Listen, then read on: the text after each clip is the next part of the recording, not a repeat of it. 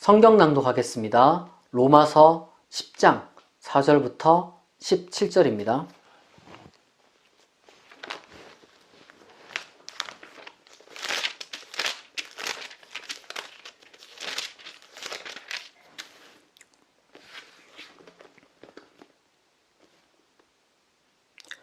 그리스도는 모든 믿는 자에게 의를 이루기 위하여 율법의 마침이 되시느니라. 모세가 기록하되 율법으로 말미암는 의를 행하는 사람은 그 의로 살리라 하였거니와 믿음으로 말미암는 의는 이같이 말하되 내 마음에 누가 하늘에 올라가겠느냐 하지 말라 하니 올라가겠느냐 함은 그리스도를 모셔내리려는 것이요 혹은 누가 무저갱에 내려가겠느냐 하지 말라 하니 내려가겠느냐 함은 그리스도를 죽은 자 가운데서 모셔 올리려는 것이라. 그러면 무엇을 말하느냐? 말씀이 내게 가까워 내 입에 있으며 내 마음에 있다 하였으니 곧 우리가 전파하는 믿음의 말씀이라. 내가 만일 내 입으로 예수를 주로 시인하며 또 하나님께서 그를 죽은 자 가운데서 살리신 것을 내 마음에 믿으면 구원을 받으리라. 사람이 마음으로 믿어 의에 이르고 입으로 시인하여 구원에 이르느니라. 성경에 이르되 누구든지 그를 믿는 자는 부끄러움을 당하지 아니하리라 하니 유대인이나 헬라인이나 차별이 없음이라. 한 분이신 주께서 모든 사람의 주가 되사 그를 부르는 모든 사람에게 부요하시도다. 누구든지 주의 이름을 부르는 자는 구원을 받으리라. 그런즉 그들이 믿지 아니하는 이를 어찌 부르리요? 듣지도 못한 이를 어찌 믿으리요? 전파하는 자가 없이 어찌 들으리요? 보내심을 받지 아니하였으면 어찌 전파하리요? 기록된 바 아름답도다 좋은 소식을 전하는 자들의 발이어함과 같으니라. 그러나 그들이 다 복음을 순종하지 아니하였도다. 이사야가 이르되 주여 우리가 전한 것을 누가 믿었나이까 하였으니 그러므로 믿음은 들음에서 나며 들음은 그리스도의 말씀으로 말미암았느니라. 아멘. 로마서 강의 24번째 시간입니다. 오늘 설교 제목 중에 케리그마라는 단어가 들어가 있습니다. 이 케리그마란 어려운 게 아닙니다. 선포된 것이라는 뜻인데 초기 기독교 공동체가 가장 먼저 가르치고 전파했던 내용을 바로 케리그마라고 합니다. 그리고 초기 기독교 공동체는 바로 그 케리그마를 하나님의 뜻으로 여겼습니다. 오늘 본문을 통해서 바로 그 케리그마 혹은 하나님의 뜻 그것에 대해서 살펴보도록 하겠습니다. 먼저 다시 한번 4절을 읽어보겠습니다. 그리스도는 모든 믿는 자에게 의를 이루기 위하여 율법의 마침이 되시느니라. 여기서 마침으로 번역된 원래의 헬라어는 텔로스입니다. 이 텔로스가 마침 혹은 종결 이런 뜻도 있지만 사실 가장 원래적인 의미는 다름 아닌 목적입니다. 그러니까 율법의 본래 목적이 뭐냐? 율법의 본래 목적은 인간에게 무엇이 선한 것인지 무엇이 의로운 것인지 가르쳐 줄 뿐만 아니라 그리고 또한 그것을 지키게 함으로써 인간에게 선한 존재가 되게 하도록 그리고 의로운 존재가 되게 하도록 이것이 이제 율법의 목적이었습니다. 하지만 지금까지 쭉 살펴본 것처럼 실제로 그 일을 성취한 것은 그런 율법이 아니라 바로 그리스도 그리고 그리스도에 대한 믿음이라는 것을 바울이 다시 한번 여기서 가르쳐 주는 겁니다. 계속해서 구체적으로 5절에서 10절을 읽어보겠습니다. 모세가 기록하되 율법으로 말미암는 의를 행하는 사람은 그 의로 살리라 하였거니와 믿음으로 말미암는 의는 이같이 말하되 내 마음에 누가 하늘에 올라가겠느냐 하지 말라 하니 올라가겠느냐 함은 그리스도를 모셔내리려는 것이요 혹은 누가 무정에게 내려가겠느냐 하지 말라 하니 내려가겠느냐 함은 그리스도를 죽은 자 가운데서 모셔 올리려는 것이라. 그러면 무엇을 말하느냐? 말씀이 내게 가까워 내 입에 있으며 내 마음에 있다 하였으니 곧 우리가 전파하는 믿음의 말씀이라. 내가 만일 내 입으로 예수를 주로 시인하며 또 하나님께서 그를 죽은 자 가운데서 살리신 것을 내 마음에 믿으면 구원을 받으리라. 사람이 마음으로 믿어 의에 이르고 입으로 시인하여 구원에 이르느니라. 여기서 바울은 상당히 복잡하면서도 압축적으로 구약 성경을 인용합니다. 여기서 바울이 인용한 구절이 바로 이제 신명기 30장인데 그것을 이제 사실 그리스도와 연결 짓는 것이 언뜻 보면 이상하게 보일 수 있습니다. 왜냐하면 실제로 지금 모세가 신명기 30장에서 이야기를 하고자 하는 것은 율법이 그만큼 멀리 있는 게 아니다는 거예요. 뭐 하늘 아니면 저기 뭐 바다 깊숙한 곳 그렇게 멀리 있는 것이 아니다. 이것을 강조하기 위함인데 지금 바울은 전혀 이상한 방식으로 이것을 인용하고 여기서 적용을 하죠. 하지만 바울뿐만 아니라 바울 당시에 심지어 이제 바울 이전의 유대교에서는 율법과는 별개로 바로 지금 바울이 이야기하는 그런 방식으로 하늘로부터 내려온 지혜에 대한 신앙이 존재했습니다. 율법과는 별개로요. 예를 들면 집회서 24장 3절에서 5절에 보면 이런 내용이 있습니다. 지혜예요, 지혜. 나는 지극히 높으신 분의 입으로부터 나왔으며 안개와 같이 온 땅을 뒤덮었다. 나는 높은 하늘에서 살았고 내가 앉는 자리는 구름 기둥이다. 나 홀로 높은 하늘을 두루 다녔고 시면의 밑바닥을 거닐었다. 라고 되어 있습니다. 그러니까 이거 하늘과 그리고 깊은 시면 이게 두 개 다 나오죠.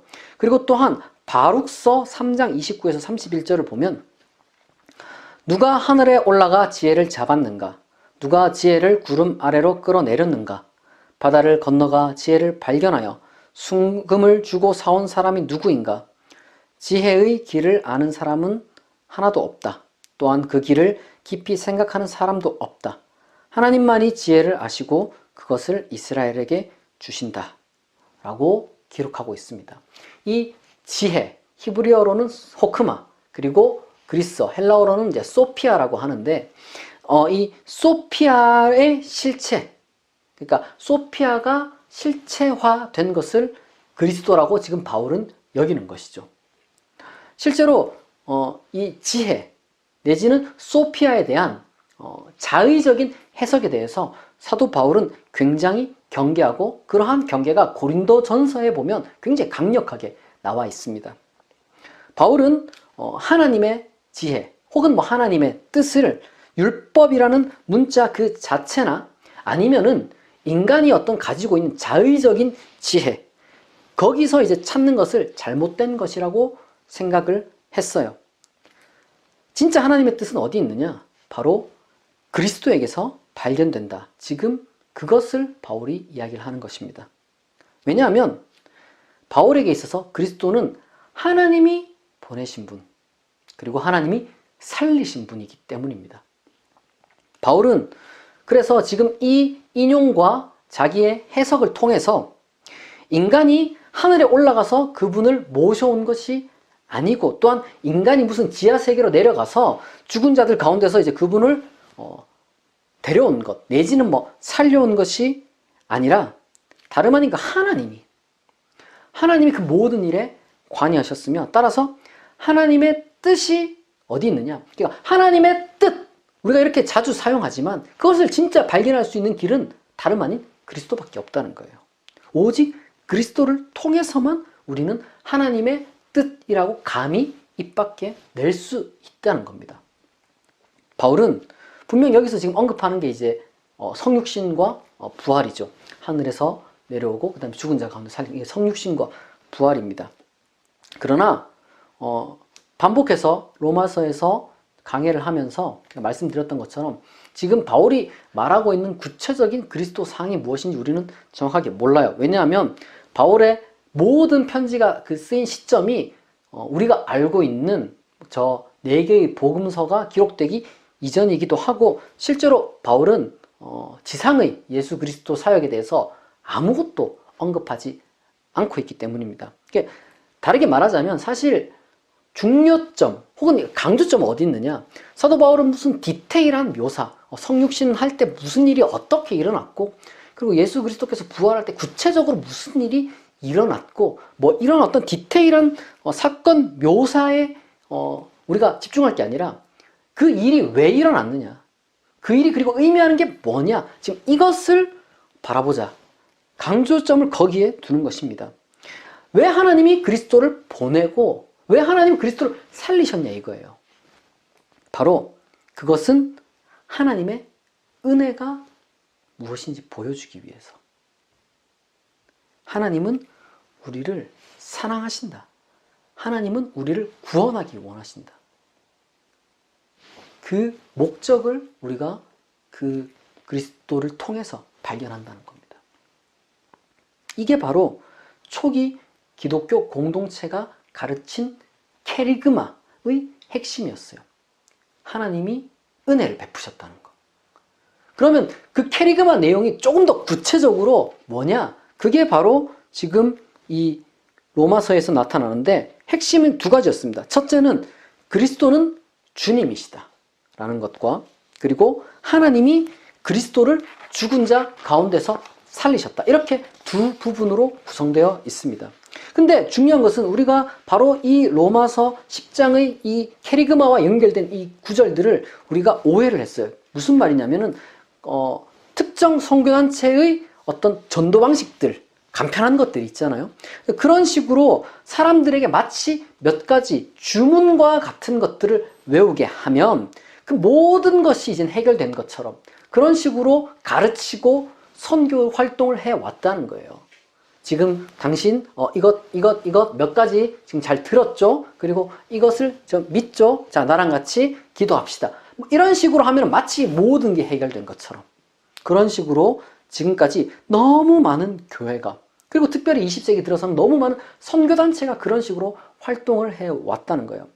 그런 이유로 너무 많은 사람이 그게 너무 유행을 했기 때문에 기독교인이라고 하지만 정말로 케리그마 그 자체를 통해서 얻는 구원을 누리지 못했다는 거예요. 초기 기독교 공동체가 누렸던 바로 그 구원의 기쁨을 누리지 못하고 오히려 어떤 구원에 대해서 강박을 하게 하고, 그리고 자기 자신이 어떤 감정적인 것, 어떤 기쁨, 그런 것들을 못 느낌에도 불구하고 동일한 선교 행위를 반복함으로써 자기가 느끼는 구원의 강박을 무슨 해소하려는 식으로, 잘못된 게 아니라는 식으로 어떻게 보면 굉장한 비참한 정당화를 해왔던 겁니다. 많은 기독교인들이 그리스도가 주님이시다, 예수가 주님이다, 이것을 너무 피상적으로, 실제로는 자기가 뭐 들은 목소리가 뭐 있는 게 아니에요. 그런데 마치 내가 그분께 순종합니다. 왜냐하면 예수님이 나의 주님이니까. 그럼 주님 뜻대로 내가 살아야 되니까 내가 순종하겠다. 근데 이게 그 뭐에 순종하는지 자기 자신도 모르는 거예요. 그냥 어떤 자기 내면에서 들려오는 마음의 소리 같은 거를 하나님의 뜻이다, 이렇게 자기 자의적으로 해석함으로써 어떻게 보면 일종의 자기 기만이잖아요.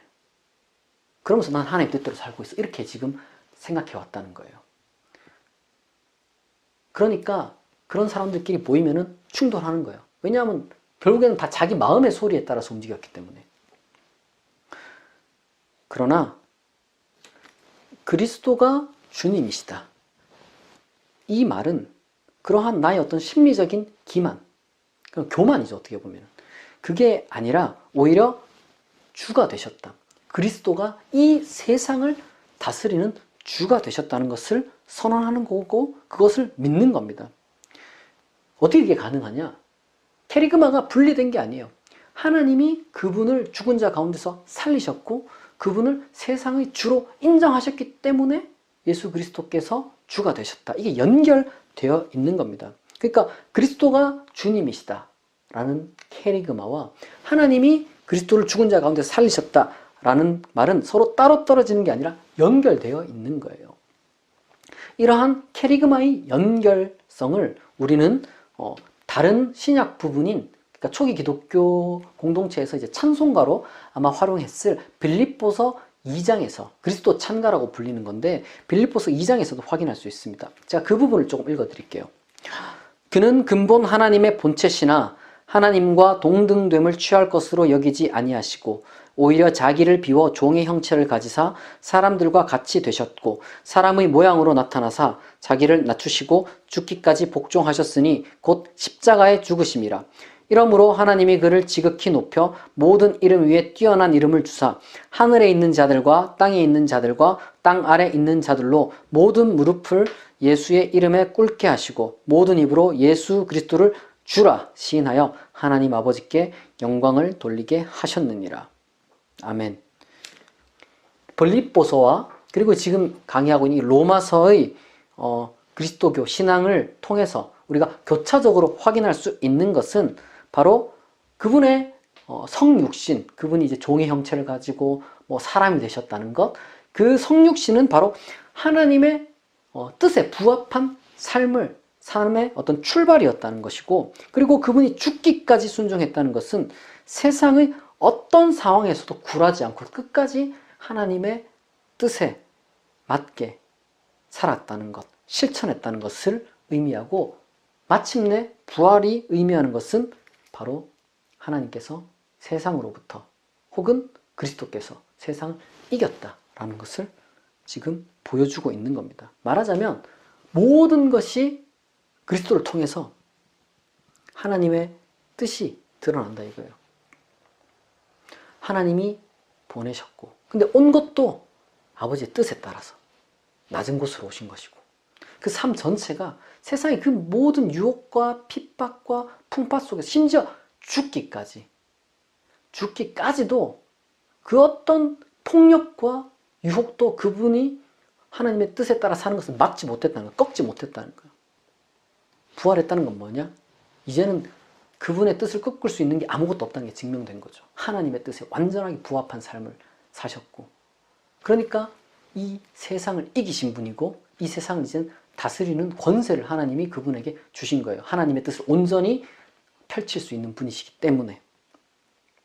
바로 그러한 찬송적인 캐리그마가 거기에 담겨져 있는 겁니다. 더 나아가 바울에게 그리스도는 우리를 위해서 스스로를 희생하고 부활하신 하나님의 아들일 뿐만 아니라 우리의 새로운 실존이기도 합니다. 왜냐? 우리는 믿음으로 그리스도 사건을 통해서 우리를 향한 하나님의 사랑을 발견할 뿐만 아니라 바로 그리스도의 영, 성령을 통해서 우리 자신도 그리스도처럼 된다는 거예요. 그리스도처럼 된다는 게 우리가 무슨 하나님이 된다 이런 의미가 아니라 하나님을 아버지로 인식하고, 우리도 그리스도처럼 하나님의 뜻에 따라 그 어떤 어려움 가운데서도 끝까지 하나님의 뜻을 실천할 수 있는 용기와 힘을 가질 수가 있고 기도할 수가 있고 또한 부활을 소망할 수 있게 되었다. 바로 그런 것입니다. 그리고 우리는 바로 그러한 은혜를 통해서 의에 이르고 구원을 받는 거예요. 우리가 11절에서 13절을 읽어보겠습니다. 성경에 이르되 누구든지 그를 믿는 자는 부끄러움을 당하지 아니하리라 하니 유태인이나 헬라인이나 차별이 없음이라. 한 분이신 주께서 모든 사람의 주가 되사 그를 부르는 모든 사람에게 부요하시도다. 누구든지 주의 이름을 부르는 자는 구원을 받으리라. 그런데 아까 얘기했던 것처럼 이 그리스도가 어디서부터 왔습니까? 하늘로부터 왔다고 우리는 믿는 거예요. 혹은 하나님으로부터 왔다고 해도 같은 말이 되겠죠. 하나님이 보내셨죠. 그리고 그분은 죽은 자 가운데 살아나셨는데 누가 살린 거예요? 하나님이 살리신 거예요. 다르게 말하자면 우리는 그분에 대한 어떤 그 하나님의 아들 되심 혹은 그분의 신성함 이런 것들 근원을 우리는 비록 추적할 수는 없습니다. 단지 우리는 믿음으로 고백할 뿐인 거예요. 하나님이 보내신 분이다. 하나님이 살리신 분이다.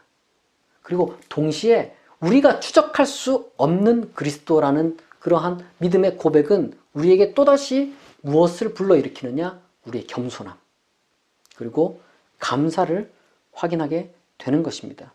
말하자면 우리는 기독교는 그 신앙 근원 자체가 인간의 힘이 아닌 바로 하나님의 은혜를 인정하는 그런 거란 말이에요. 근데 이게 그러면 특정 민족에게 갇혀 있느냐? 결코 그렇지 않다는 겁니다. 근데 우리가 잘 생각해야 되는 것은 이게 특정 민족에게, 특정 사람에게 갇힌 것은 아니에요. 그런데 바울이 볼 때 그럼에도 불구하고 이게 그러면 어디서부터 나오느냐? 그리스도로부터 나온다. 우리가 이것을 반드시 기억하자 이거예요. 그러니까 주의 이름을 부른다라는 것이 우리가 무슨 예수라는 단어를 말한다는 것, 예수 그리스도라는 그런 어떤 이름을 부른다는 의미가 아니잖아요. 지금까지 설명했던 것처럼 하나님의 은혜에 대해서 어떤 그 감사와 그리고 인간을 향한 어떤 그 교만하지 않은 그 겸손을 불러일으키는 그리스도를 믿음으로 인정한다. 이게 바로 이제 주의 이름을 부르는 것이다 라고 할 수 있을 것이고, 이것은 특정 민족에게만 갇힌 것이 아니라는 거죠. 그러면은 이 그리스도에 관한 내용, 주의 이름에 관한 내용, 이것을 그럼 어디서부터 듣게 되느냐? 지금부터 우리가 집중해야 되는 건데, 제가 처음에 말씀드렸듯이 바로 초기 기독교 공동체의 캐리그마, 거기로부터 우리가 듣게 되는 겁니다. 그러니까 우리는 어디로까지 역사적으로 거슬러 올라갈 수 있느냐? 초기 기독교 공동체에게로 거슬러 올라가게 되는 거예요. 14절부터 17절 읽겠습니다. 그런즉 그들이 믿지 아니하는 이를 어찌 부르리요? 듣지도 못한 이를 어찌 믿으리요? 전파하는 자가 없이 어찌 들으리요? 보내심을 받지 아니하였으면 어찌 전파하리요? 기록된 바 아름답도다 좋은 소식을 전하는 자들의 발이여 함과 같으니라. 그러나 그들이 다 복음을 순종하지 아니하였도다. 이사야가 이르되 주여 우리가 전한 것을 누가 믿었나이까 하였으니 그러므로 믿음은 들음에서 나며 들음은 그리스도의 말씀으로 말미암았느니라. 여기 보면 이제 16절에 순종이라는 말과 그 다음에 듣다 이런 말이 있는데, 이거는 이제 비슷한 그 발음의 언어 유희고요. 핵심은 결국에는 믿음에 있는 거예요. 믿음. 그리고 이제 이 구절을 해석하는 데 있어서 우리가 지금 굉장히 주의 있게 보아야 되는 것이 바로 17절에 나타난 그리스도의 말씀이라는 표현입니다. 사실 이 그리스도의 말씀이라는 것은 해석하기가 되게 어려워요. 그리스도에 관한 말씀도 되고 그리스도께서 하신 말씀도 됩니다. 그러나 우리가 지금 이 문맥을 따져볼 때 그리스도의 말씀, 그러니까 그리스도가 직접 하신 말씀이라기보다는 전하는 자가 있죠. 그리스도께서 직접 전했다기보다는 전하는 자가 있습니다. 그런 사람들을 통해서 복음, 좋은 소식, 이것이 전달되는 것으로 보아서 그리스도에 관한 말씀이 보다 더 적절하다, 이렇게 이야기를 할 수 있습니다. 게다가 여기서 이제 말씀에 해당하는 그리스어가 조금 독특한 단어예요. 레마라는 건데요. 이 레마는 로마서 10장에서만 사용됐어요. 바울의 그 어떤 어법을 우리가 따지자면 로마서에서는 이 10장에서만 사용됐습니다. 그리고 이 17절에 이 레마가 사용되기 전에 8절과 9절에서도 사용됐어요. 근데 9절에 보면 말씀, 이 레마가 생략되어서 번역이 돼서 이것을 잘 캐치하기가 힘들어요. 실제로 그러나 9절의 내용 전체를 바울이 레마라는 단어로 꾸며줍니다. 그게 무슨 말이냐면은 그리스도의 말씀, 다시 말하자면 17절에 그리스도에 관한 레마가 뭐냐? 이미 9절에 바울이 얘기한 내용이라는 거예요. 그리스도가 주님이시다. 하나님이 그를 죽은 자 가운데서 살리시다. 이게 바로 그리스도에 관한 레마이고, 이게 캐리그마이고, 이게 복음입니다. 그럼 이게 어디서부터 나왔냐? 초기 기독교 공동체로부터 나온 거란 말이에요. 우리는 이 초기 기독교 공동체의 설립자를 그리스도라고 믿습니다. 그게 기독교 신앙인 거예요. 그게 기독교 신앙.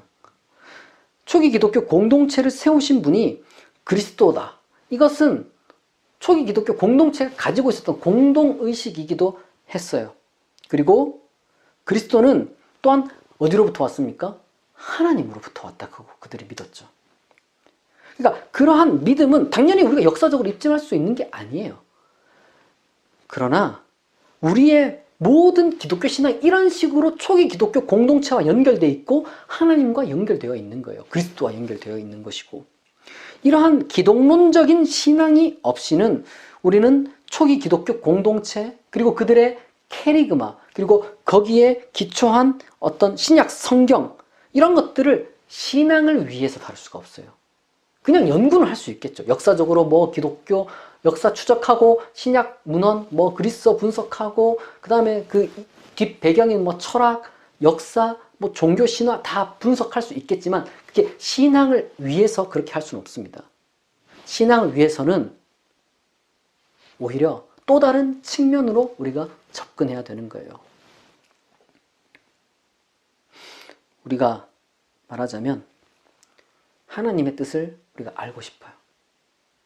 그러면은 어떤 그 경전을 문자적으로 우리가 취하면서 이게 하나님 뜻이다 이렇게 하는 것 아니고, 그리고 또한 우리가 자의적인 해석으로 이게 하나님 뜻이야 내 심적인 어떤 그런 것에 기반해서 그런 것이 아니라, 우리가 하나님의 뜻을 찾을 때 기독교인들은 다툼과 혼란을 줄이기 위해서 바로 실천적으로 초기 기독교 공동체로 거슬러 올라가서 믿음으로 그들과 하나가 되는 그리스도를 우리가 수용하게 되는 거예요. 이게 왜 실천적이냐면, 비록 어떤 무슨 과학적으로 논리적으로 입증할 할 수는 없지만 우리는 이것을 실천적인 타당성을 가지고 이 방법을 취하게 되는 것입니다. 왜냐? 하나님의 뜻은 사도 바울이 말한 대로 모두에게 아름다운 것이어야 하기 때문이에요. 아름다운 것. 우리가 어떤 종교를 판단함에 있어서 이게 참 종교냐 거짓 종교냐 우리가 이런 것들을 판단 안 할 수가 없잖아요. 그럼 기독교인 같은 경우는 우리 기독교 내적으로는 그 복음이 뭐냐라고 했을 때 몇 가지 기준이 있겠죠. 뭐 은혜라거나 뭐 그리스도라거나 뭐 이런 것들이 있겠지만, 그럼 외적 기준은 또 뭐냐 이거예요. 종교를 판단함에 있어서 외적 기준은 아름다움. 바울은 그게 아름다움이다 이렇게 이야기를 합니다. 바울이 여기서 아름답도다 라고 했을 때 사용한 단어의 기본형이 이제 호라이오스인데, 이게 두 가지 의미가 있어요. 시의 적절하다, 이게 시간을 의미하는 그런 형용사이기도 하고, 이제 바로 그러한 의미에서 이 자연의 어떤 그 아름다운 그 경관에 감탄하는 그러한 아름다움을 의미할 때 이 단어를 또 쓰기도 합니다. 그러니까 보는 이로 하여금 일종의 감탄을 자아내는 거예요. 아, 정말 저 사람들 신앙 아름답다. 외적으로 볼 때도. 게다가 바울이 지금 이 아름답도다라고 하면서 인용한 이 구절이 이제 이사야의 구절인데, 제2이사야의 구절인데, 이게 배경이 어디냐면 이스라엘 역사 가운데서 가장 행복했고 기뻤던 순간, 고레스 칙령을 통해서 바벨론의 어떤 포로가 되었던 그 긴 세월이 해방되는 그 순간, 그때의 선포를 나타내는 것이기도 합니다. 그러니까 듣는 사람이 기쁘고 행복해야, 그래야 그게 복음이라는 거예요. 그래야 그게 하나님의 뜻이다라고 외적으로 우리가 입증할 수 있는 겁니다. 실천적으로, 반성적으로요.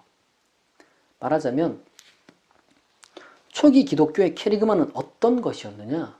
무슨 구원의 강박, 뭐 예수 뭐 믿었습니까? 나랑 같이 영접기도 합시다. 뭐 이런 식으로 한 게 아니라 정말로 그것을 들음으로써 하나님의 사랑을 깨닫게 되고 나 자신이 구원받았음을 느끼고, 그리고 듣는 모든 사람들로 하여금 정말 아름답다라고 말할 수 있는 감탄을 자아내는 그런 내용이었다는 거예요. 우리가 이러한 믿음은 많은 것을 전제로 합니다. 뭔가 역학적으로 조사를 하고 아니면 뭐 분석을 하고 뭐 이런 것도 중요하지만, 훨씬 더 중요한 것은 뭐냐? 우리가 이 믿음을 통해서 하나님의 자녀가 되었음을 느끼고, 그리고 주변의 모든 사람들이 아름답다고 감탄할 만한 그런 신앙이었다는 거죠. 초기 교회의 그 캐리그마, 다름 아닌 그리스도의 주되심과 부활입니다. 그것이 표상이죠. 그 이면에 놓인 진짜 엑기스는 뭐냐? 하나님의 은혜다. 모든 사람에게 차별 없이 미치는 하나님의 은혜다. 다르게 말하자면 나를 향한 하나님의 은혜, 나를 향한 하나님의 사랑이라는 것입니다. 그 사랑의 목적이 뭐냐? 나를 살리는 것이고 나를 세우는 것이고 무엇보다도 세상 가운데서 나를 승리하게 하심입니다. 그것이 바로 캐리그마이고 하나님의 뜻입니다. 우리가 그 초기 기독교 공동체가 누렸던 그 캐리그마의 기쁨을 다시 한번 우리가 떠올리고 또한 가슴에 새기고 힘을 내서 살아가는 여러분의 되기를 진심으로 축복합니다. 기도하겠습니다. 자비하신 하나님 아버지, 모든 것이 하나님의 은혜입니다. 하나님이 우리에게 허락하신 은혜를 교회가 아름답게 만들어가게 하시고 또한 행복하고 기쁜 한 주 살아가게 하옵소서. 예수 그리스도의 이름으로 기도합니다. 아멘.